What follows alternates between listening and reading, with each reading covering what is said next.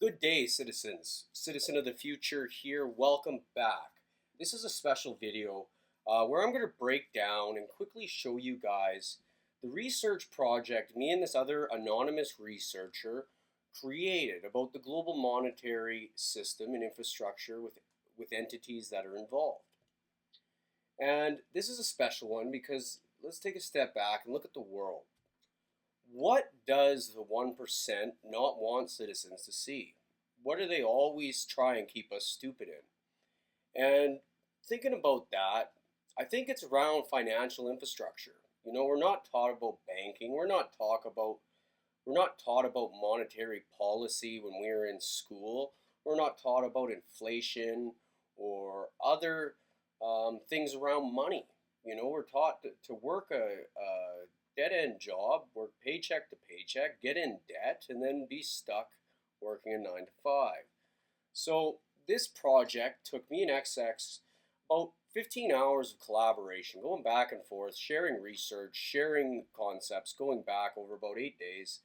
And so it's a really cool one. Now I'm going to show the video so you guys can see it, and then I'm going to break it down. So here it is. I put together the visualization. He mapped out the icons. So it was a very good collaboration. But what we wanted to give was a visualization into the connections of real-world entities that isn't really talked about in the mainstream. When we're talking about regulations, standard-setting bodies, the big guys, the ones that have built this infrastructure over the last 100 years. So we're moving to a digital society. And so this is why it's a very powerful thought or visualization, we feel. So what we have in here there's also a key that goes with this. And this shows, there's intergovernmental forums and platforms like the United Nations, the World Economic Forum, the G7, the G20, APEC, which is the Asia Pacific Economic Cooperation Group. We got regulations, we got standards, we got ops and organizations, committees. So, for example, for standard setting bodies, we have ISO, the International Organization for Standardization, OECD, which is Organization for Economic Cooperation and Development.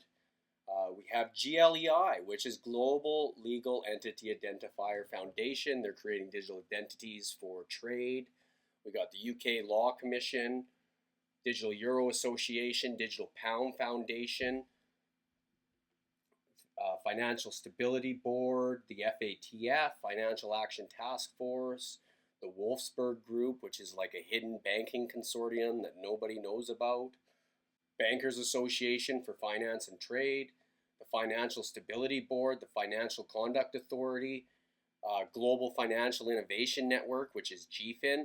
So these are the ones that are working on innovation, technology, and the regulations around it. So, in the crypto universe, we have these mainstream influencers that are paid shills that really don't care about long-term utility. They care about making a quick buck off of all of us.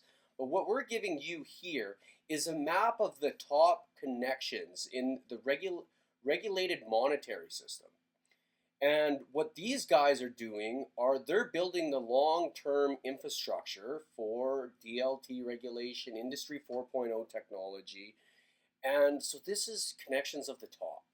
It's to inspire people to dig into some of these connections and see what you could find and how they talk about Industry 4.0 technology. So the green ones are major economic regulator organizations. You got the World Bank, the World Economic Forum, the International Monetary Fund, the IMF, the Bank of International Settlements, and the World Economic Forum would count as literally a forum for these governmental entities and members to debate on technology and how to move forward. The orange is central banks around the world. You got Monetary Authority of Singapore, People's Bank of China, Bank of Thailand, Bank of Canada, Swiss National Bank, Bank of England, Bank of France, Bank of India, Federal Reserve, the European Central Bank. Then we have the pink, which is institutional banks, commercial banks. I'm not going to name them because there's way too many. We have the blue, which is clearinghouses and payment settlement infrastructure. So that would be like the clearinghouse, automated clearinghouse. You got SEPA, which is out in Europe, Snaps, Chips, a bunch of different payment infrastructures in the banking space. And then they have BRICS, which is the light blue, right down here at the bottom of the circle. And that is New Development Bank, Cross-Border Interbank Payment System, which is CIPS, and Asia Infrastructure Investment Bank. So my question to you guys now, that this is a very powerful image because there's nothing like it on the internet. There's nothing that shows us, well, who's the top? Who's running the top? So here's a visualization without the background. If you think, oh, it's too flashy, blah, blah, blah.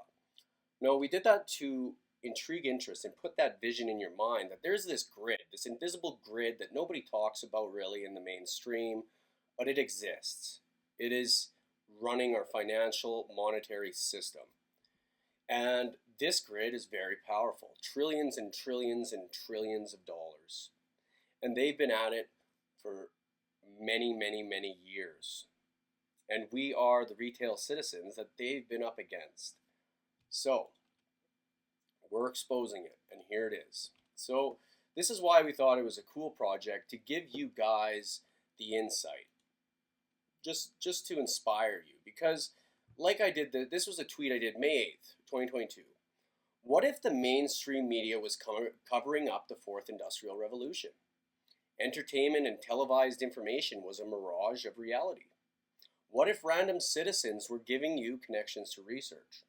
Would you take the time to research, or would you just ignore it? And that is what my mission here is to inspire other deep thinkers. I'm not paid for any content that I've ever done, and I only share research on stuff that I found interesting. Because I often wonder, why isn't any of this stuff? Why does the mainstream media and the main people focus on Bitcoin, Ethereum, Dogecoin, and that is the whole thing of cryptocurrencies? Everything else is crap. But there's actually there is a select few that are way more powerful than that mainstream hyped up stuff to the mainstream society. I created this visualization as to be funny. If I run a TV ad across the whole majority of society, what would I put on there? Put on this, just for a joke, just because it would be like, people would be like, whoa, what's that mean?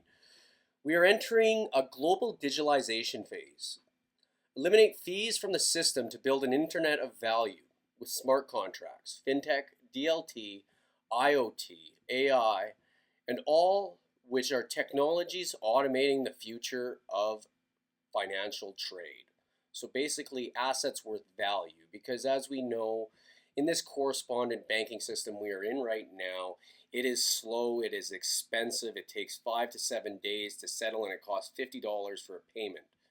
Nostro and Vostro accounts are cancer, they trap liquidity, and there's trillions of dollars sitting in dormant accounts not making any interest for the economy. Society doesn't know that because it's not spoke about. Follow innovation solutions that cut costs, eliminate friction, and solve the interoperability, quotation, the digital island problem. What are some keywords? Some cool things to research. ISO 222, the financial messaging upgrade. ISO Technical Committee 307, the interoperability working group on DLT. And Quant Network. What is on here? Trade finance platforms. People are like, what is that? XDC, CargoX, Marco Polo. WeTrade was built on Hyperledger, which was a private consortium, but their funding got pulled and they lit on fire since posting this. What else am I suggesting? UNCITRAL MLETR, Meliter, Model Law and Electronic Transfer Records.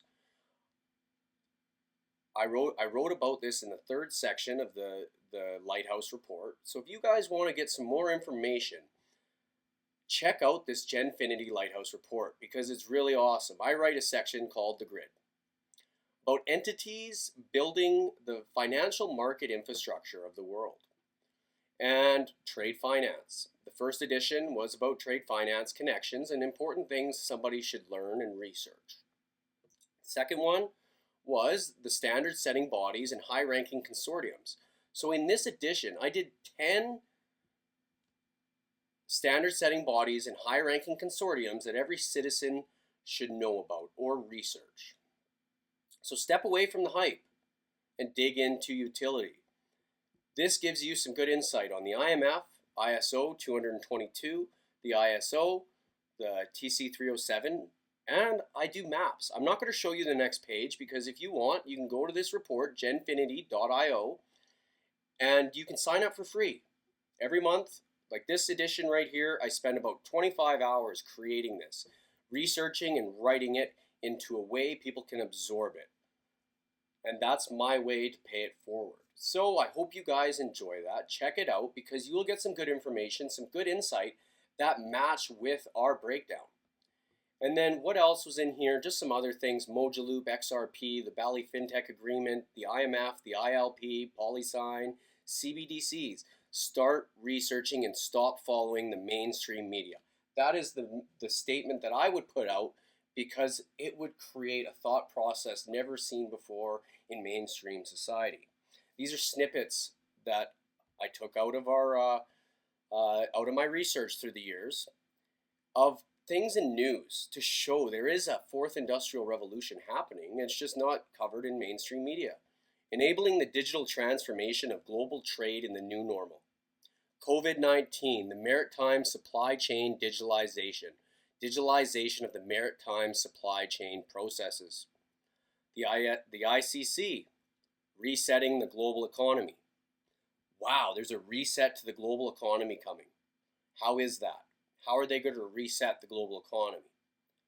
Harmonization of global standards to adopt and implement Industry 4.0 technology into supply chain, into trade finance, into the workflows of the world. We're moving from an analog system to a digital system. Tick-tock, tick-tock. Cracking the paperless trade puzzle. The future is nearer than you think. This is from 2021. The future is nearer than you think. It's a slow and drawn out process because it takes time for global adoption and implementation of these technologies. G7. I did a write-up on this too. Framework for the G7, collaboration on electronic transferable records. The digitalization of documents in global trade. That is what the G7 is silently working on. And what is everyone researching? Meme coins. What's going to pay me 1,000%? The stuff that's hyped right now, when regulations hit, it's going to wipe out anything that doesn't have traditional ties with the standard setting bodies and the ones making the rules. Pick wisely. The last things here, blockchain technology for cross-border trade. Zeros and ones, data is the most important thing that I can say. If you don't know what data is, start researching. Anyone can learn about the digitalization, this fourth industrial revolution, and anyone can participate. Citizens, it's time to unite, it's time to think, it's time to build, and it's time to step out of your comfort zone. Dig into the regulated side of the fourth industrial revolution, and that is around paperless trade facilitation, cross-border payments, and anything that's helping and providing a real-world utility to global companies. Then this is digital solutions in trade finance. This is just a schematic, and you'll see if you check out the first edition of the Lighthouse report, I did a trade finance diagram. Compare this to that. And I made it myself on the first edition, so you will really like it, and it explains the bills of lading and why paper is such a problem. And then this is just a quote from TradeStream, which is a cutting-edge AI and machine learning-based trade processor, which combines synergistically with digital documents. So it combines digital documents with their AI, machine learning-based, which tracks credit, does all this other stuff. And they quote, "We foresee a paperless world of trade finance where documents are shared digitally, processed automatically, with settlements possible in real time between parties based on data alone." The ITFA led the D&I initiative, which is a significant step in that direction, and we are excited to be a part of it. So, citizens, this is what I wanted to point out to you. I want to break it down, give you a little personal insight other than just a confusing map. Why is it important? Why do we map this stuff out? We do it to level the playing field. My family has never had an institutional investor in it. My family has been hardworking blue-collar folks for many generations, and I have been the same. But I'm a industrial automation electrician that automates workflows for natural gas, oil projects in Canada. And I make maps because I know all about schematic diagrams, and I want to create visuals to help other people see. These are just a little handful of the visuals that XX and some of the ones that I also worked on. And just to show you guys, there's so much to learn and there's so little time. Every day something new is happening. So I hope you enjoy this. I hope you get something from this, and I hope it inspires you to dig a little deeper. Dig through the crap of the mainstream hype and dig into what's changing. Follow the industries and follow what they're doing. So I'll leave it at that. So thank you very much, citizens, for watching. If you got something out of this, like, comment, subscribe, share your feedback. Tell me how to improve if you get something from it, and it makes the world to help us grow. So the links will be in the description. Citizen of the Future, out.